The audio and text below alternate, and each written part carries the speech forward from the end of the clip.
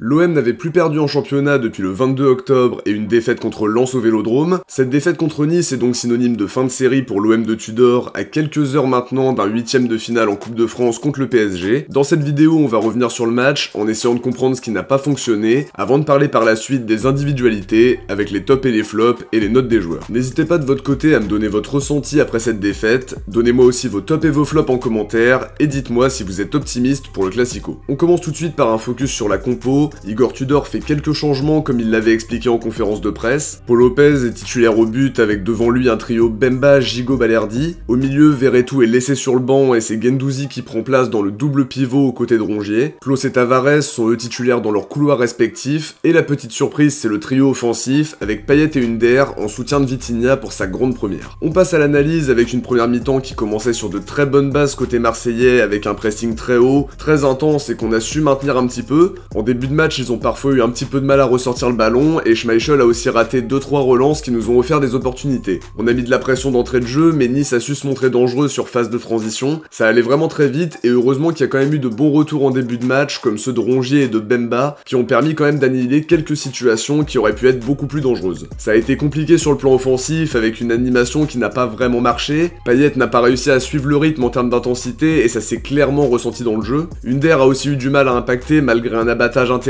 Et je pense que tout ça c'était vraiment pas un cadeau pour la première titularisation de Vitinha, qui aurait pu être mieux entouré pour ça. On a quand même eu quelques situations, on pense à la frappe de Klose, celle d'Hunder, mais on n'a pas réussi à concrétiser malgré plusieurs temps forts. Ça bascule finalement en quelques minutes, d'abord sur le but de Diop qui surgit après l'arrêt de Lopez sur la frappe de Laborde, et à la 44e, un but qui fait encore plus mal parce que le timing est désastreux, et malheureusement sur le plan défensif j'ai trouvé qu'il y avait beaucoup de passivité sur les deux buts. Tavares est loin de Laborde sur sa frappe, Balerdi n'a pas été vraiment rassurant non plus malgré de très bonnes dernières prestations. On a ressenti l'absence de Sanchez dans l'intensité, même chose pour Verretou étant donné que Guendouzi n'a pas été catastrophique dans le double pivot, mais j'ai pas trouvé ça fabuleux non plus. Klose a fait une bonne première mi-temps dans l'ensemble, en proposant beaucoup sur son côté droit, et en prenant clairement l'ascendant sur Melvin Barr sur pas mal de situations. Même chose pour Gigot qui a fait une excellente première période, malheureusement pas récompensé avec un score de 2-0 à la pause. On a vu un bon premier quart d'heure marseillais, mais ça a été plus compliqué par la suite. Il y a eu de grosses occasions niçoises, par exemple Thuram qui a juste mal sa frappe, mais qui était bien trouvé par Mofi, et pour le coup on n'était pas loin d'être mené à domicile à la 2ème minute, malgré un plutôt bon début de match dans l'intensité,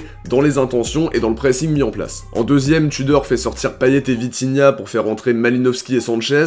Alors personnellement, j'aurais quand même aimé voir Vitinha un petit peu plus longtemps et surtout de tenter cette association avec Sanchez qui paraît quand même très prometteuse sur le papier. À côté de ça, les changements étaient obligatoires parce que l'animation offensive n'a pas été très bonne sur la première période. Ça nous a permis d'être un peu plus dangereux sur le plan offensif et on a rapidement montré un bon état d'esprit pour aller chercher la réduction du score en prenant beaucoup de risques et en demandant aussi aux centraux de faire des dépassements de fonction comme Gigot. Heureusement que Paul Lopez gagne son face-à-face contre Mofi parce que Rongier et Balerdi étaient battus et son arrêt nous permet d'y croire un petit peu. La bonne nouvelle de la soirée, c'est quand même le premier but de Malinowski qui va lui donner un peu plus de confiance alors qu'il est en pleine intégration et que ses débuts ont été quand même un peu timides. Ça nous a reboosté et derrière on a eu plusieurs situations, mais à chaque fois il y avait un Niçois pour contrer nos frappes. L'entrée de Verretou a en tout cas fait beaucoup de bien. On l'a vu avec sa magnifique passe pour Klose qui avait amorcé une très belle situation, malheureusement pas concrétisée. On a continué à pousser, mais fatalement on laisse des espaces et ça aboutit au très beau but de Brahimi, même si Balerdi met un petit peu trop de distance avec lui en étant sur le reculoir. On n'a pas été à notre meilleur niveau et c'est évident que la compo de départ pose question. Payet n'a pas réussi à être impactant et on a bien vu qu'il n'était pas vraiment compatible avec le jeu prôné par Tudor. Hunder a été globalement assez décevant, ce qui ne l'a pas empêché de jouer le match entier. On a ressenti l'absence de Verretou et de Sanchez par exemple. On rejoue en milieu de semaine et probablement que ça a permis à certains joueurs de souffler et que c'était nécessaire. À côté de ça, faut aussi saluer le match des Niçois qui ont très bien défendu quand on poussait, qui ont montré de très bonnes choses techniquement et qui ont surtout très bien géré leur match, comme c'est souvent le cas depuis l'arrivée de Digard. C'est une défaite qui fait mal parce qu'elle est synonyme de fin de série, faudra en tirer les conclusions parce qu'une défaite à domicile c'est encore plus dur à encaisser, mais c'est aussi une petite piqûre de rappel, faudra toujours être à notre meilleur niveau pour accumuler les points, et on sait aussi maintenant que le prochain match est très important, il y a une place en quart à aller chercher contre Paris, ce sera évidemment pas un match facile loin de là, faut pas que cette défaite contre Nice soit un coup d'arrêt après les très bonnes choses qu'on a proposées dans les dernières semaines, ça doit pas changer la dynamique sympathique parce qu'on a accumulé beaucoup de confiance, mais ça donne une dimension encore plus importante au match de Coupe de France, parce qu'il va falloir se remettre dedans tout de suite, dans un stade en fusion, et si on se qualifie, ça va nous donner encore plus de confiance pour la suite du championnat, mais aussi pour les prochaines échéances en Coupe de France, et évidemment un mauvais résultat pourrait jeter quelques doutes. Par contre, je trouve que tout n'est pas à jeter pour ce match-là, on aurait pu revenir en fin de match, mais il y a eu des errances défensives qui nous ont coûté cher avant ça, une trop grande distance entre les attaquants niçois et nos défenseurs, ce qui est quand même pas habituel,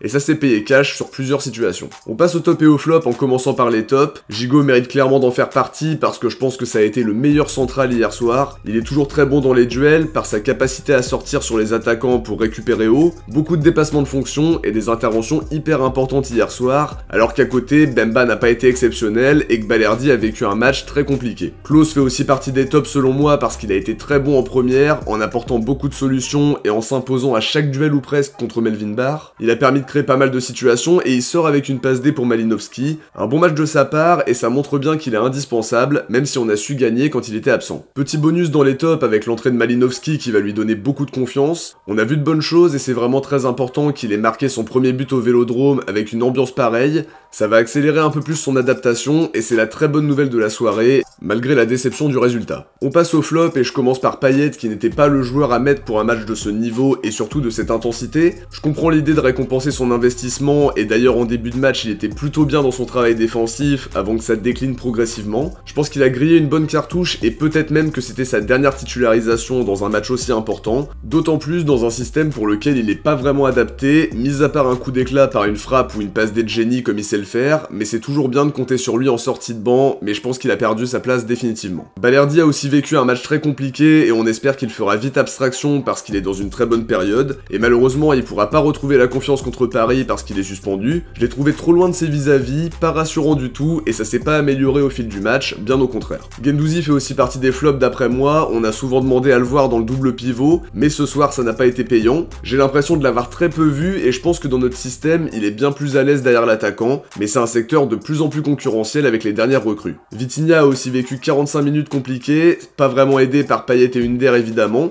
On a vu des choses intéressantes et avec des automatismes ça va faire très mal. On enchaîne sur les notes en commençant par Pau Lopez à qui je donne un 4,5. Je pense qu'il peut faire mieux sur le premier but quand il détourne la frappe de la board. Difficile par contre de lui reprocher le deuxième but parce qu'il réalise un très bel arrêt et derrière ça suit pas. Il réalise aussi un arrêt très important à 2-0 contre Mofi et ça nous permet de rester en vie dans un match très compliqué. En défense je donne un 5 à Bemba qui n'a pas vécu sa meilleure soirée non plus. Il a pas été catastrophique non plus mais on l'a connu plus serein défensivement même s'il a fait de très bonnes interventions en début de match. 7 pour Gigot qui a vraiment été l'éclaircie sur le plan défensif en étant très bon dans les duels qu'il a eu à disputer et des dépassements de fonction très importants aussi. 3 pour Balerdi qui a vécu l'une de ses pires soirées de la saison. Il est totalement passé à côté de l'événement mais faut vite qu'il fasse abstraction parce qu'il est dans une très bonne dynamique jusqu'à présent. 6,5 pour Klose qui est passeur décisif et qui a offert beaucoup de solutions sur son côté droit. Une grosse activité de sa part tout au long du match. 5 pour Tavares qui a encore une fois été très actif mais qui a parfois été brouillon. Il nous permet quand même d'apporter le danger mais ça n'a pas été couronné de succès même si son rôle est toujours très important. 5 aussi pour Rongier qui n'a pas été aussi flamboyant que d'habitude. Il est pris à défaut sur le face-à-face de Mofi heureusement remporté par Pau Lopez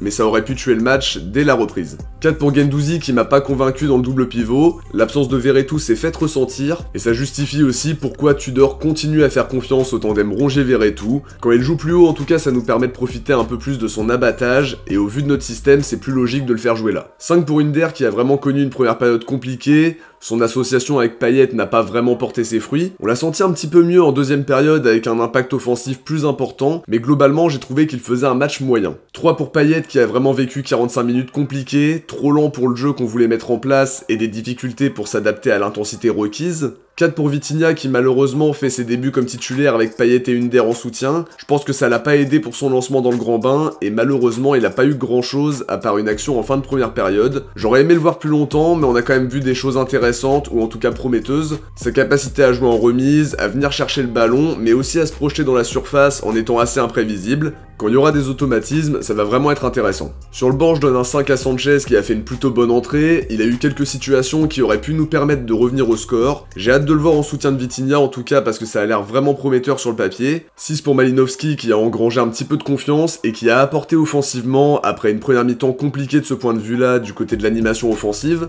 Pas de note pour Kolasinac et Unai, même chose pour Verretou qui a lui joué un peu plus d'une vingtaine de minutes et qui a réalisé une entrée intéressante. Avant de se quitter, on va découvrir qui vous avez élu comme Marseillais du match Nantes-OM, et c'est Azzedine Ounahi qui termine en tête pour sa première entrée en jeu avec 46%, et qui a été récompensé pour son but magnifique. Nuno Tavares est juste derrière avec 27%, là aussi récompensé par son travail sur l'occasion qui amène le contre son camp nantais. Balerdi ferme lui le podium avec 17% après une grosse prestation défensive d'ensemble. Le sondage pour OM Nice est disponible, n'hésitez pas à aller voter parmi les 5 propositions. De notre côté, on arrive à la fin de cette analyse, j'espère que ça vous a plu, et comme d'habitude si c'est le cas, n'oubliez pas de mettre un petit pouce bleu pour soutenir la chaîne et lui permettre d'être de mieux en mieux mise en avant. Je vous invite aussi à vous abonner si c'est pas déjà fait pour ne rien louper de l'actualité de l'OM. Si vous avez regardé la vidéo jusqu'à la fin, écrivez Gigot en commentaire. Je vous dis à très vite pour l'avant-match d'OM PSG. Ciao, portez-vous bien et surtout allez l'OM.